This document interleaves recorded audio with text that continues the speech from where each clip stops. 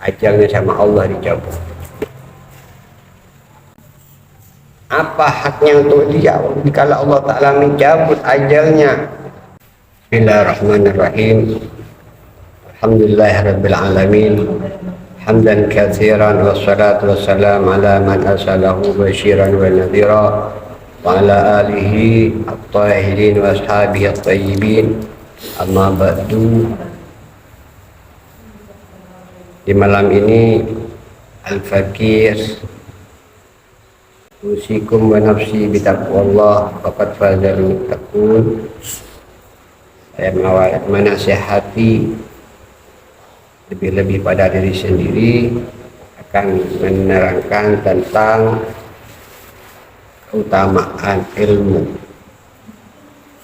yang mana diterangkan di dalam kitab At-Targhib wa Tarhib. Dalam satu hadis, baginda Rasulullah SAW bersabda, "May yuridillahu bihi khairan yufaqihu fiddin." Barang siapa yang Allah kehendaki kebaikan padanya, yufaqihu fiddin, niscaya Allah akan jadikan ia paham dalam agama. Diberi dari Allah Ta'ala keutamaan ilmu tentang agama. Karena apa? Di hadis lain Rasulullah bersabda, "Thalabul ilmi fardhatun 'ala kulli muslimin." Mencari ilmu adalah kewajiban bagi setiap muslim. Selama orang itu status muslim, wajib mencari ilmu, wajib menuntut ilmu. Bahkan Al-Imam Syafi'i radhiyallahu anhu beliau mengatakan, al-ilmu ilman. Ilmu itu ada dua macam. Ilmu fikih lil adyan, ilmu fikih untuk agama. Ilmu fikih untuk mengetahui hukum agama.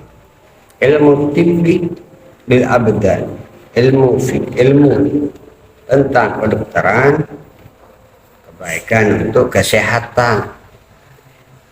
Bahkan dalam hadis lain Rasulullah bersabda, "Man arada ad-dunya fa alaihi bil ilm, wa man arada al-akhirah fa alaihi bil ilm, wa man aradahuma fa alaihi bil ilmi." Barang siapa menginginkan dunia, maka harus baginya belajar ilmu. Inginkan dunia, harus tahu ilmunya. Bagaimana ilmu cara berdagang, bagaimana ilmu cara berusaha mendapatkan penghasilan dunia tersebut supaya tercapai urusan dunianya. Wa man aradal akhirah alaihi bil ilm. Barang siapa menginginkan akhirat, yaitu mencapai ridha Allah, mengikuti baginda Rasulullah dengan ilmu akhirat. Wa man aradahuma alaihi bil ilm. Barang siapa menginginkan keduanya, alaihi bil ilm, maka atas orang tersebut harus belajar, harus mengetahui ilmunya. Bagaimana ini cara perbengkelan, bagaimana ilmu dalam hal perdagangan, bagaimana tentang ilmu tentang hal-hal yang harus dicapai. Terus dalam satu hadis tentang atas orang yang tidak berilmu atau bukan ahlinya menyampaikan ilmu, tapi orang tersebut bukan ahli dalam ilmu tersebut.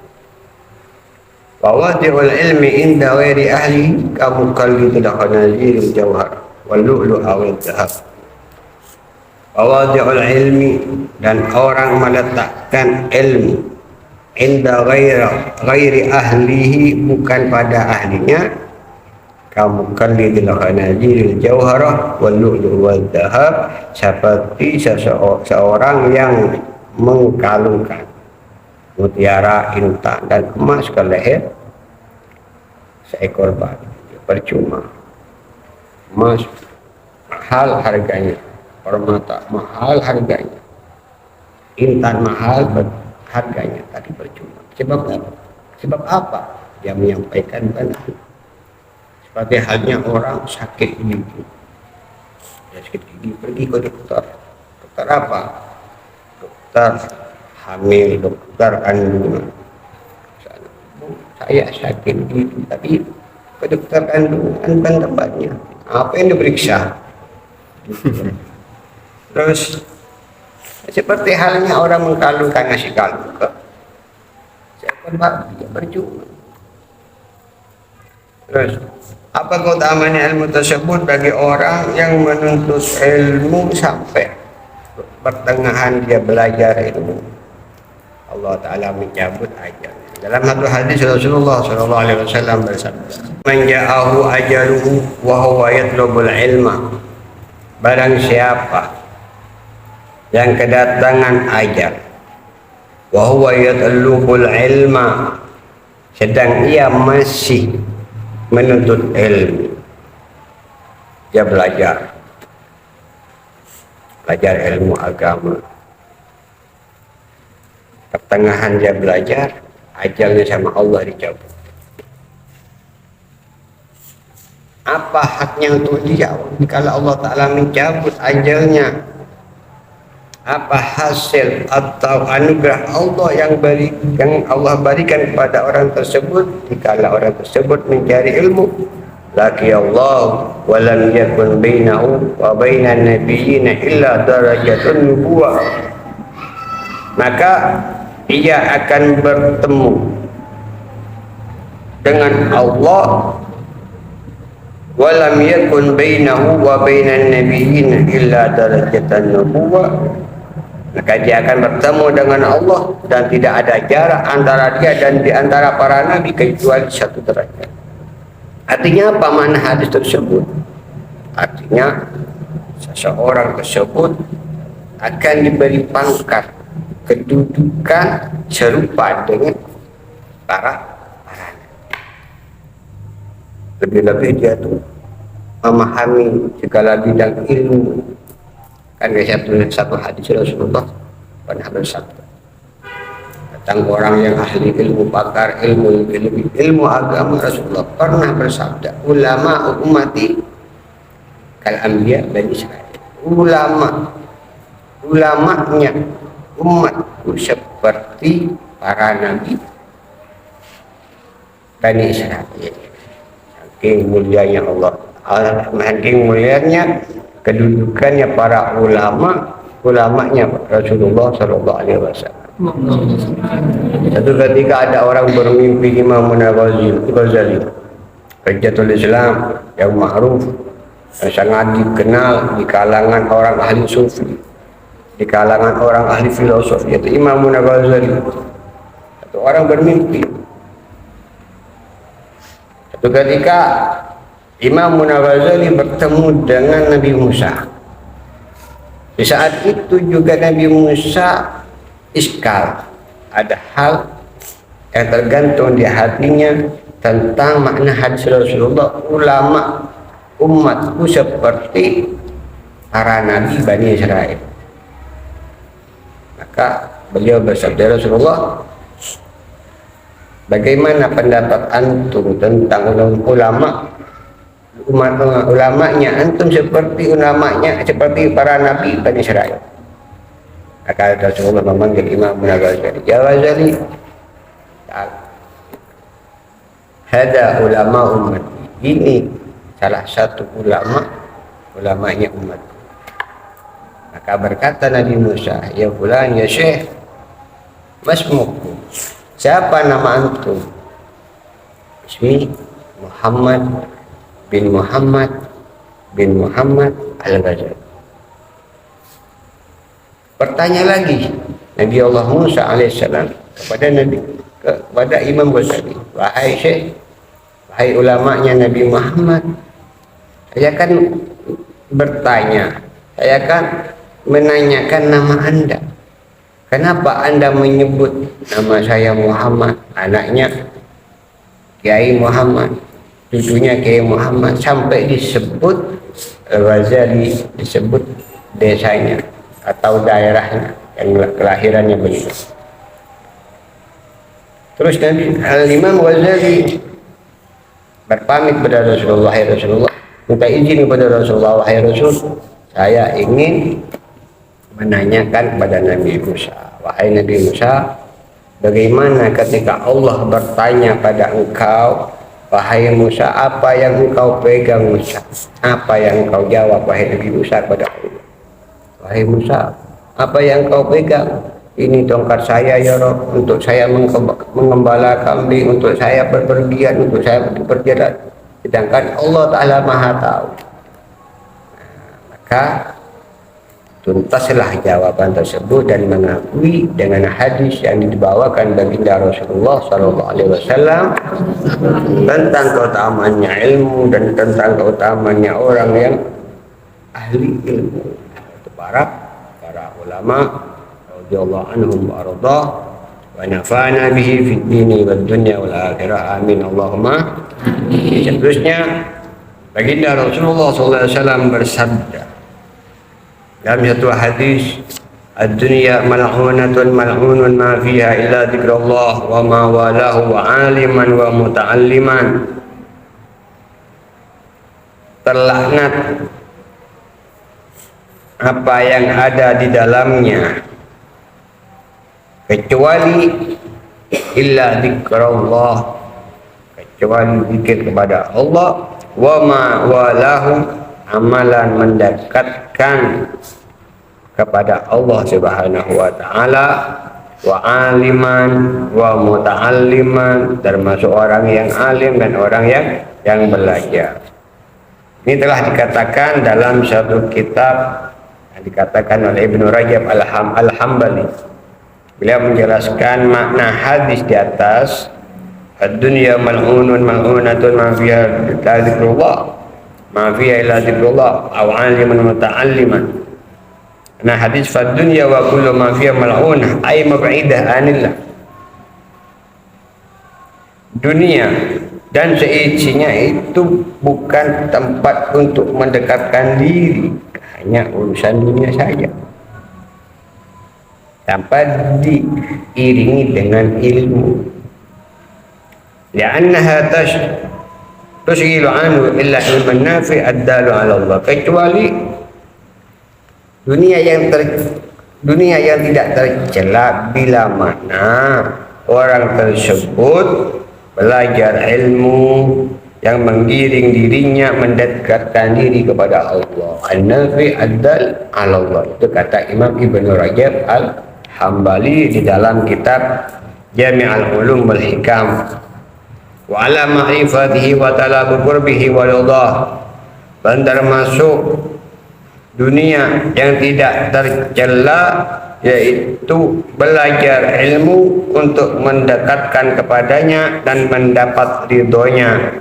Wa zikrullah wa malahu, zikir kepada Allah, setiap amalan-amalan apa saja yang bisa mendekatkan diri kepada Allah Subhanahu wa taala. Fa hadza maqsud minad dunya. Ini tujuan, ini yang dimaksud dari dunia agar tidak tercela. Bukan orang hidup di dunia itu tercela, bukan. Yang dimaksud dunia yang tercela, dunia yang dilaknat, dunia yang orang yang hidup di dunia yang jauh dari Allah Ta'ala bila orang tersebut tidak berilmu. Karena apa? Fa inna Allah innama amara ibadi bi ayyattaquhu wa yuti'u. Karena sesungguhnya Allah Ta'ala memerintahkan kepada hamba-hambanya bi ayyattaqu wa yuti'u, agar mereka bertakwa, agar mereka taat kepadanya. Dalam salah satu firman Allah Ta'ala, "Wa ma khalaqtul jinna wal insa illa liya'budun." Saya tidak menciptakan manusia, saya tidak menciptakan jin illa liya'budun, kecuali untuk menyembah kepada Allah Subhanahu wa taala. Lamma khalaqallahu dunya, saat Allah Ta'ala menciptakan dunia, wa qala dunya ila Allah, dan dunia berkata kepada Allah, "Wahai Allah, lima khalaqtani, Untuk apa engkau ya Rabb menciptakanku? Untuk apa engkau ya Rabb jadikan aku di dunia, jadikan aku dunia? Maka Allah Ta'ala berfirman, ya dunia man khadamani faqdum, barang siapa berkhidmah kepadaku maka engkau berkhidmahlah kepada orang yang berkhidmah kepadaku, yaitu menuntut ilmu. Dan sebaliknya, wa man khadamaka fa'ad abihi, barang siapa hanya semata-mata berkhidmah kepadamu, bukan berkhidmah kepadaku, fa'ad abihi, repotkanlah mereka, sibukkanlah mereka, bingungkanlah mereka, sebab berkhidmah kepadamu bukan kepada Allah Subhanahu wa Ta'ala. Itu salah satu hadis kudusi untuk apa Allah Ta'ala menciptakan dunia, tidak lain hanya untuk beribadah kepadanya. Sekian dulu yang Al-Fakir sampaikan, semoga bermanfaat. Atau mungkin ada pertanyaan. Assalamualaikum Abu Ya. Assalamualaikum warahmatullahi wabarakatuh. Ada pertanyaan dari saya. Ya, Apakah ilmu paling utamanya sedekah, wahai Abu Ya? ya, terima kasih atas pertanyaannya. Yang dimana Rasulullah SAW bersabda, afdalus sadaqah ayat ta'allamal mar'ul muslim ilman thumma yu'allimahu akhahul muslim. Paling utamanya sedekah. Sedekah itu bukan dikategorikan, bukan di mana yang sedekah harta dunia ini saja, tapi sedekah yang hakiki, yang paling utama, yaitu orang yang mengajarkan ilmu kepada seorang muslim, dan orang muslim tersebut mengajarkan kepada saudara muslim lainnya. Ya, termasuk bila antum si A mengajarkan ilmu kepada si B, dan si B tersebut mengamalkan apa yang diajarkan oleh si A, maka ini yang disabdakan Rasulullah paling utamanya sedekah. Wallahu a'lam. Hanya ini sekedar yang Al-Fakir sampaikan, semoga bermanfaat pada semua umat Islam, lebih-lebih bagi Al-Fakir sendiri. Kurang lebihnya mohon maaf tiada batas. Adapun ada kekhilafan, monggo mari saling menasihati, mari saling sharing. Semoga kita menjadi orang yang terbaik, memberi manfaat kepada seluruh manusia. Wassalamualaikum warahmatullahi wabarakatuh. Waalaikumsalam warahmatullahi wabarakatuh.